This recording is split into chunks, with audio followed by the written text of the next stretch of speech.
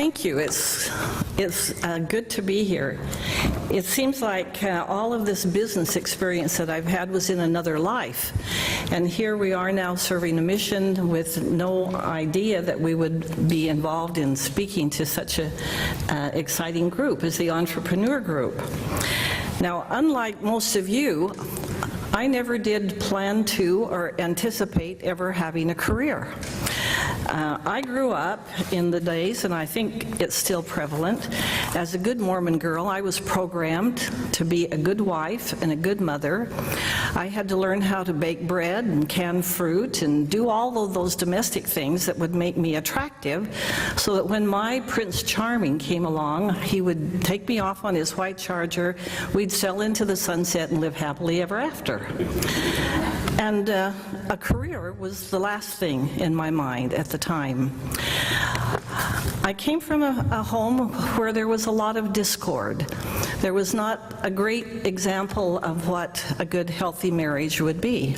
My parents, unfortunately, fought a lot, but they stayed together because they had a large family. I had 8 brothers and sisters.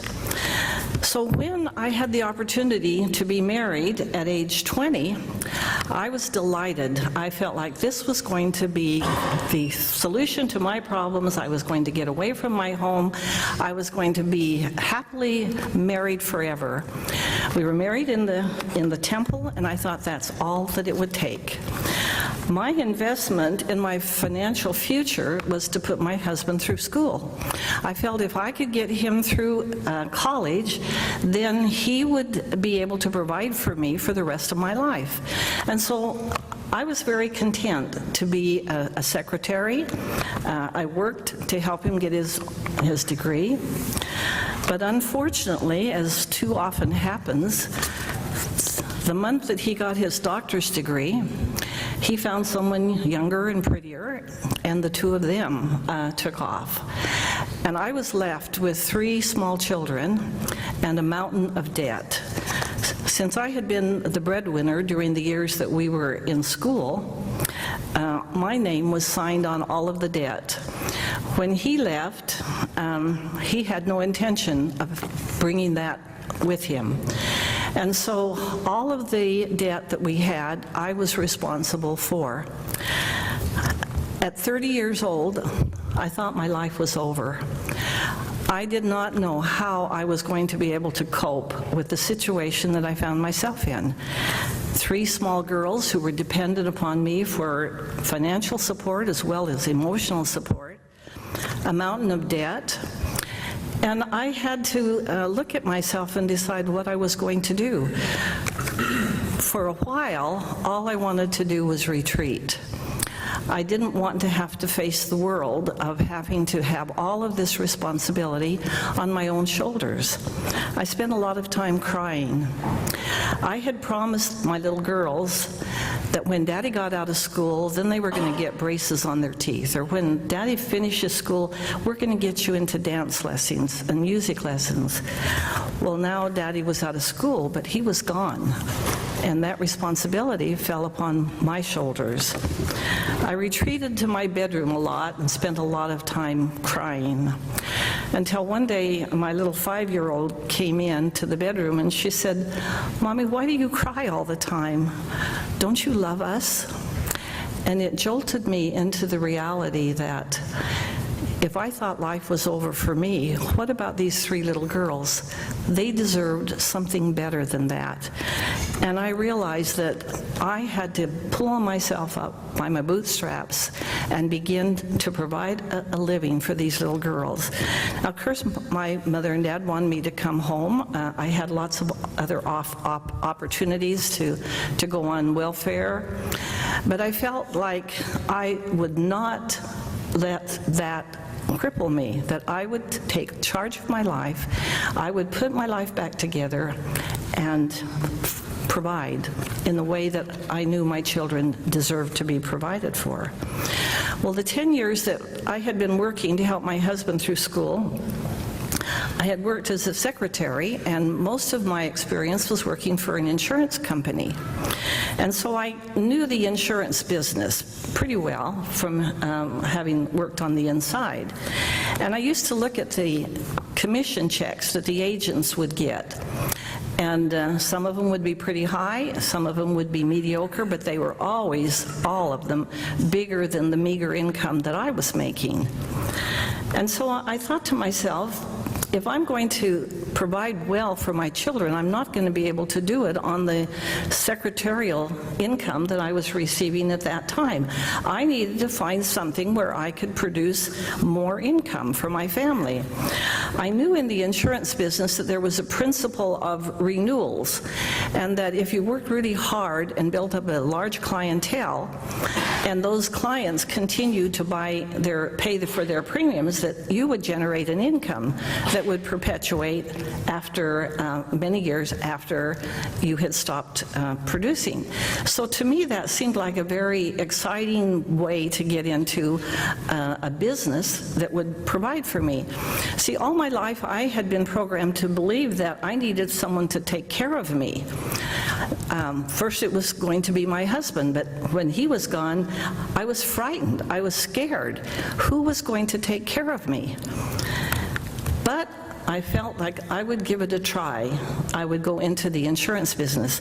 Now, I didn't want to just go out and sell property and casualty insurance. I saw all of the life insurance agents and the incomes that they were making, and I decided that I wanted to be a full-line life insurance company salesperson. And I found that the hardest job I had, the first job I had in selling, was to convince a young company to hire me. At that particular day and age, which was many years ago, the traditional life insurance agents was the elderly gentleman that could come in and sit down with the family and do estate planning and roll the casket in, put the father in it, roll it back out, and have everyone feel that they had to buy insurance to survive. And a woman just didn't fit into that mold. So they didn't see me as someone that they wanted to take a chance with. So my very first job of selling was to convince a company to hire me. There had been a new company started in Salt Lake City that was innovative and more creative, and I finally persuaded them that they should hire a woman and let me open a woman's division so that we could begin to expand the insurance business to include women salesmen. They decided to take a chance, to run the risk. Now, I had been making $500 a month as a secretary, and I knew that if I went to work for a sales company, I would be losing the security of that income. So I convinced the company, although they would not give me a salary, I convinced them to advance to me at least the $500 a month that I needed to support my family in the form of a loan, and that I would pay it back out of production, that I would be successful enough that I would be able to earn commissions to retire the money that they were going to advance for me. Well, I jumped into the insurance business with great enthusiasm, with a surety that I was going to be successful. And my first 6 months in the insurance business was a total failure. I could not close a sale. I would go out and talk to people, and I would make a lot of friends. I would create a great rapport, but I didn't know how to ask for the money and to close the sale. So after 6 months of struggling and trying to build a women's division, but hiring women was like the blind leading the blind. I didn't know how to teach them how to be successful because I wasn't being successful. And so 6 months later, I had earned a total of $643 in commissions. And after 6 months, I was now $3,000 more in debt to the company, bringing my total indebtedness, including the leftover residual from what had been left by my husband, to $8,000 in debt. And the insurance company looked at me and said, you know, we like you. I know you're working hard, but we've reached the end of our rope. There will be no more advances. But there is one thing we will do, because during this 6-month period, I couldn't get any training because all of the agents were men. And in order to really get good training, you had to go out in the field and observe and watch how to make the sale. Well, they would not do that for me because, after all, I was a divorced woman, and it wouldn't look right for the men to go out in the field and try and teach me. So I had had no training except the books that they gave me to read.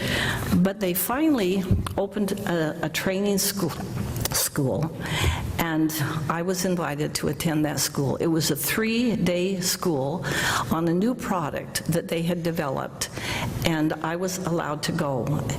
Well, I was the most active participant in that school, because everything that they would get up and say, now this is what you don't do, I had done. So the first 6 months of experience in sales, I was really primed to assimilate all of the new material that I was learning.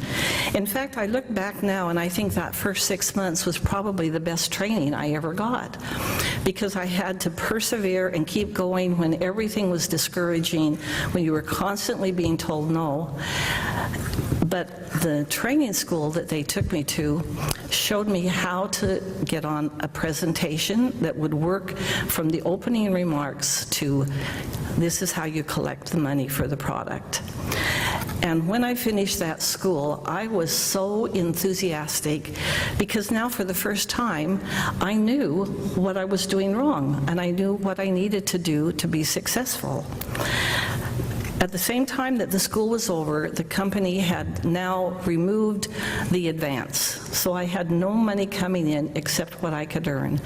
But with this newfound knowledge that I had, I went out and I was so excited that I was able to actually sell insurance. And in fact, the first month, I made not only enough to cover my bills for that month, but I made a little bit extra. And for the next little while, I began to experience success in selling in the insurance business. And I was very excited about it. I could actually not only make friends with the clients that I was meeting, but I could turn that into revenue. And so for the next 3 or 4 months, I began to experience the thrill of having some financial income that was coming in that I was earning on my own. But as I looked at my goals, I was $8,000 in debt. I was living in a small apartment with my children. I was making enough money to get by, but not the amount of money that I felt I needed in order to provide the kind of living that I wanted to provide for my children. And then I had the opportunity to read a book. The book was by Napoleon Hill. It was called Think and Grow Rich. I don't know whether they even have that book anymore today, but it was a wonderful experience for me to read that book. And then the company that I worked for had decided to invite Napoleon Hill to come to our company because he had a course called The Science of Successful Insurance Selling. And so I enrolled in the course immediately. And I met Dr. Hill. He was an elderly man at the time, very silently gentle, but very powerful, very powerful. And in the book that I had read, there were so many axioms that he had coined. Set your sights on a goal and let the rest of the world step aside and watch you make it. Burn your bridges behind you. Just many, many things that I was very impressed. But one of the things that he quoted in his book and that we learned in the school was an axiom that actually changed my whole thinking. And it was the axiom that anything the mind of man can conceive and believe, it can achieve. And I thought, wow, that is really powerful. if anything that you can conceive and believe you can achieve, boy, I could conceive of all kinds of things that I needed, that I wanted to achieve. And so I decided I was going to test this and find out if this really was a formula that worked, or whether it was just another one of the platitudes that you hear all the time when you go into any kind of business venture. But it was so powerful to me that I felt like I had to test it and find out what really was behind it. Well, my idea of testing it was to test it with performance, to test it in the insurance business that I was in. And so I began to conceive of what I wanted to achieve. Up to that time, even though I had had a little measure of success in the insurance business and the company was doing well, no one in that young company at that time had ever sold $1 million worth of life insurance in 1 month. And I thought, I wonder if I could sell $1 million worth of life insurance in 1 month. And then I thought, sure, I can do it. It's never been done, and everybody around me is a lot smarter than I am, and they're a lot more versed in the insurance business. But that's the goal that I have. I want to sell $1 million worth of life insurance in 1 month. Well, now, the company translated $1 million worth of insurance into premiums that were collected, and that represented $10,000 of annualized premium, and that's what we were paid on. We were paid on the premium, not the face amount. So that translated into a $10,000 worth of annualized premium to be sold in 1 month. It had never been done by anyone in the company at that point. But that became my goal. I was converted to Dr. Hill's axiom: anything the mind of man can conceive and believe, it can achieve. So I did everything that he said to do. I had a piece of paper, I wrote down the goal on a piece of paper. Carol, you are going to sell $1 million of life insurance this month. Carol, you're going to collect $10,000 of annualized premium this month. And I would keep that little piece of paper in my purse. Then every Monday morning, or every morning, I would get up and go in the bathroom and look myself in the mirror, and with great emotion, I would say, you are going to sell $1 million worth of life insurance this month. So I had great enthusiasm, and because I had set this goal, I picked the month of May. It had 4 full weeks. That meant I would have to sell $2,500 worth of premium each week, or $250,000 of life insurance. And I knew I was going to do this, so the week before, I just sandbagged all kinds of appointments. I set them all up for that first week in May. I wanted to be sure that I was protecting myself by having a lot of people to go and see. Well, I can tell you that I have never worked harder than I did that first week in May. This was back in 1968. And I've never had a more disappointing week. Appointment after appointment that I had set up fell through. And when I did have an appointment, I was so committed and so nervous about reaching this goal that I could not persuade the people to buy the product, even though they needed it. And so by the end of the first week, I had not sold 1 policy, I had not collected 1 dime. And by Friday night, when I went to bed that night, I thought, where is the fallacy in this formula?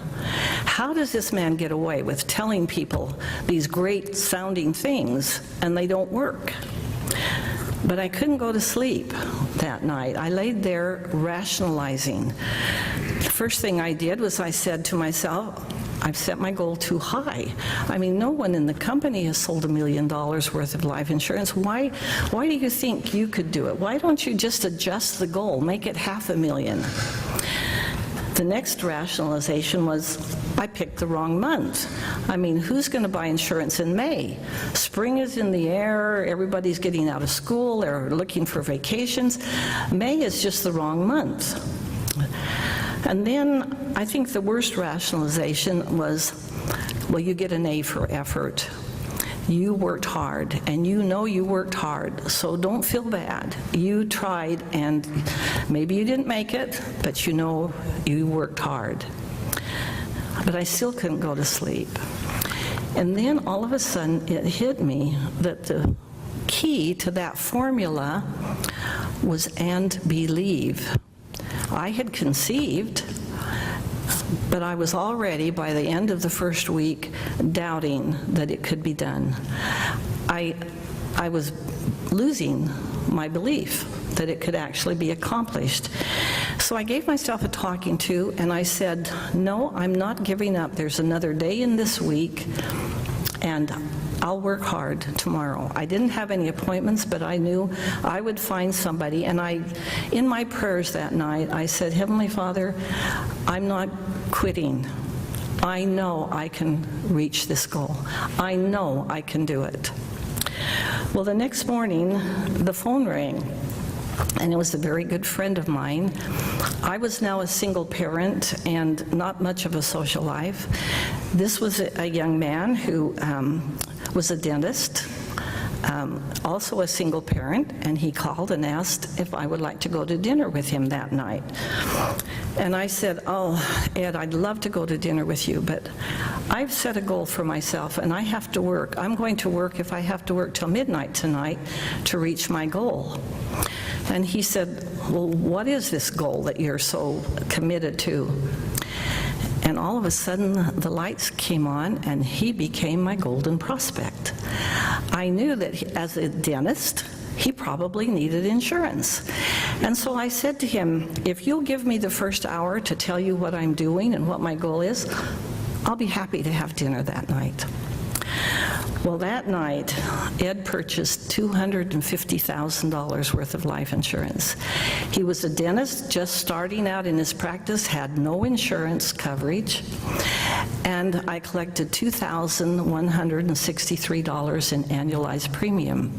Not quite the $2,500 that I had set as my goal, but I knew from that point on that I could reach my goal. Something happened inside of me that I knew that I would make that $1 million during that month. Well, the next several weeks that went by, I had so much commitment, so much enthusiasm, so much dedication that everybody caught on. It was contagious. And week after week, I sold insurance policies, one right after the other. Well, by the end of the month of May, I had collected $11,623 in annualized premium, sold $1 million in life insurance in that month, the first person to ever do it in that company. I made a lot of money to help me get out of debt, none of which was as important to me as the fact that I became a convert to believing that anything that you can do and you can set out to do, you can achieve. And from that point on, it was a game to set goals. Now that I knew that I had that power within me to go out and perform effectively, then it became fun to set goals. Now, technically, when you stop and think about it, this axiom, anything the mind of man can conceive and believe, is simply saying, if you have faith as a grain of a mustard seed, you can move mountains. Isn't it saying the same thing? But see, I had heard that in Sunday school all my life, but I had never internalized that. I had never really understood the power that comes from believing in your own abilities. Well, the next goal I set was to be out of debt. I wanted to have all of that debt paid within a relatively short period of time, because it was like an albatross around my neck. And so my next goal was to pay off all that debt. And I set myself a year, almost a year that I could do that. Well, in 8 months, I had paid off all of my debt while providing a good living for my children. Then I wanted to have a home. We had lived in apartments with pipes running through the ceiling for so many years. I wanted to provide a home for my children. I wanted them to have a nice home. And I didn't want just a little tract home. I decided I wanted a home up on the avenues in Salt Lake City, overlooking the city, where there would be a beautiful view. And I set that goal for 5 years. Well, within 2.5 years, I purchased our dream home. And I remember when my mother came to visit, and she walked out in the backyard and saw the fruit trees and the beautiful view from our house. She turned to me and she said, "Carol, are you sure what you do is legal?" It was beyond her conception that this was something that I had been able to provide for myself. Well, I also learned after this experience of working with the insurance business that if you ever really want to become wealthy, you do one of two things. You get either people or money working for you. And I was at a place where I felt like I could get people working for us. I had tried to have a women's division where we had hired women's agents. Some of them had a little measure of success, most of them did not. So I approached the company and I said, I would like to build an agency. I would like to have a full-fledged agency of my own. I would like to build my own business within the framework of the insurance company. And they said, well, I don't think you'll find anybody that'll want to work for you. After all, you know, you're a woman. And I said, well, let's give it a try.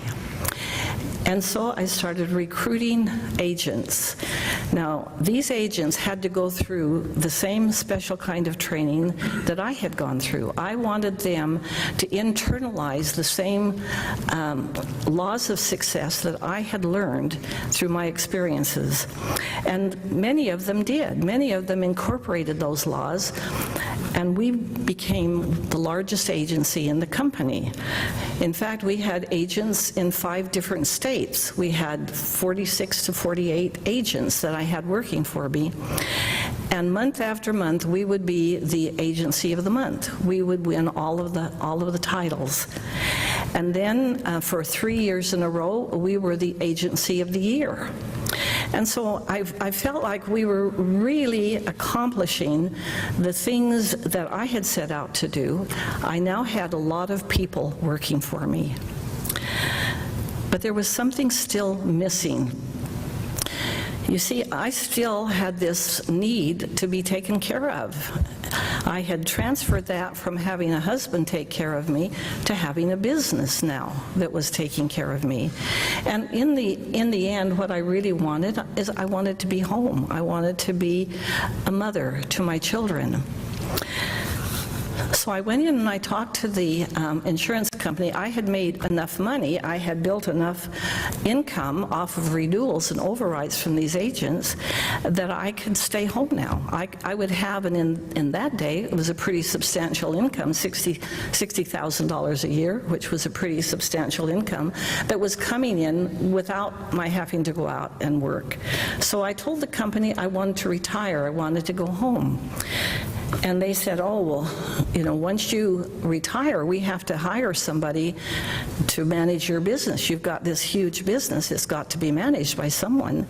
And so you can go home if you want, but we're going to hire a manager.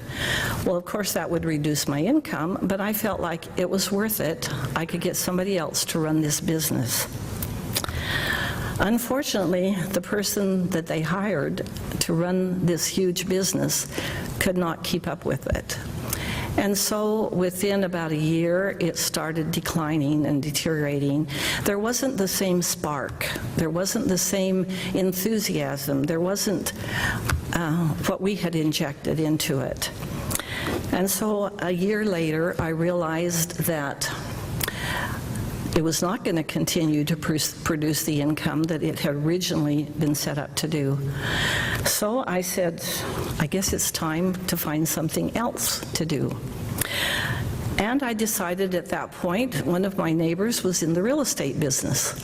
So I thought, okay, let's give that a go. But I didn't want to sell homes. I didn't want to go out and sell homes.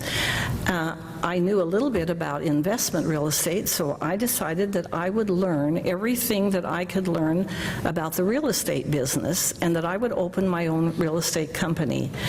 Well, I had had enough training and enough experience that I was able to get a broker's license. And then I thought big. I decided to open up a large investment real estate firm. So I found one of the best locations in Salt Lake City, the penthouse of the University Club building, which was right down on South Temple. And I opened a suite of offices, and I hired 8 what I thought would be good real estate agents. I had saved enough money that I could afford to do this for about 7 or 8 months. Well, under the illusion that somebody else is going to make the money, I kept putting out the income to cover this huge overhead, but nobody else was producing. Finally, I invited my brother to come in as a business partner, and I said, you know, we've just got to go out and do this ourselves. And so we started into the commercial real estate business, and I sat down and did exactly the same thing that I had done when I went into the insurance business. I started setting goals. And I conceived that I wanted a real estate company that would transact 20 million or more of real estate transactions each month. And after 8 months, we were barely opening the door. But from then on, with that commitment and with the determination that I could achieve it, we started closing large real estate transactions, shopping centers, Kmart stores, big office buildings, and we began making a substantial amount of money. And so the second business that I started, using the same principles that I had in the insurance industry, became a multi-million-dollar business. We became known in the area as the premier real estate counseling business, investment counseling business in the state of Utah. And I was invited to become a member of the Utah Sales and Executives of Utah, which was an international organization. And eventually, they appointed me to be the president of the Utah Sales and Marketing Executives. First time there had ever been a woman president in the history of Utah. So all of these experiences are what welded together helped me to understand that we have within us the ability to succeed at whatever area of expertise you have. You don't have to depend on someone else to be successful.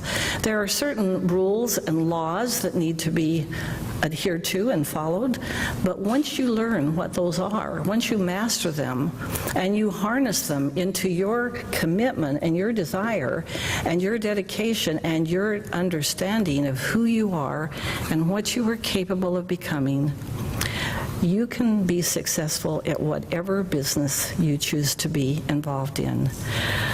I look back now, and I think the best thing that ever happened to me was when my husband left, and I had to find a way to take care of myself. Had that never happened, I think I would have slipped into the complacency of being just an ordinary mother and wife. But having to stretch and having to go outside of myself and find the laws that make it possible for you to have whatever you want to have was the best thing that ever happened.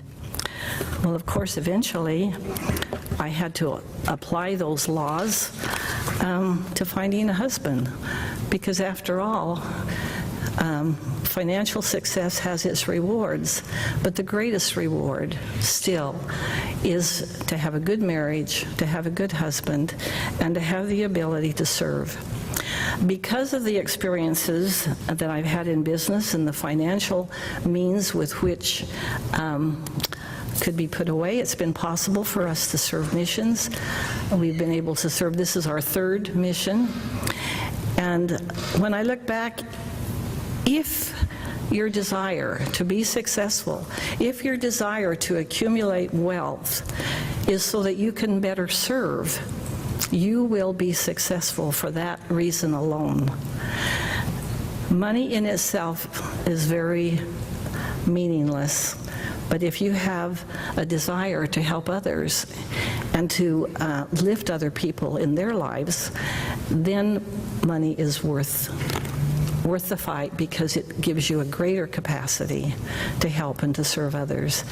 I know that you here at BYU have a great opportunity to not only develop the skills that will make you successful, but to learn also the service and the diversity of needs and cultures that exist here. So I thank you for the opportunity to tell my story. I hope that some of the things that I've said will be of value to you. I did have the opportunity after I got married to help my daughter, who got into financial trouble, and to start a third very successful business that had to deal simply with finances. All of these experiences build upon one another. And once you have learned the secret to success, you can succeed and fail as many times as is necessary. But each time you fail, you will always know that you can come back, that what you've learned can be applied, and you will do it over again. So I appreciate the opportunity. I wish you all much success, and I thank you for this privilege.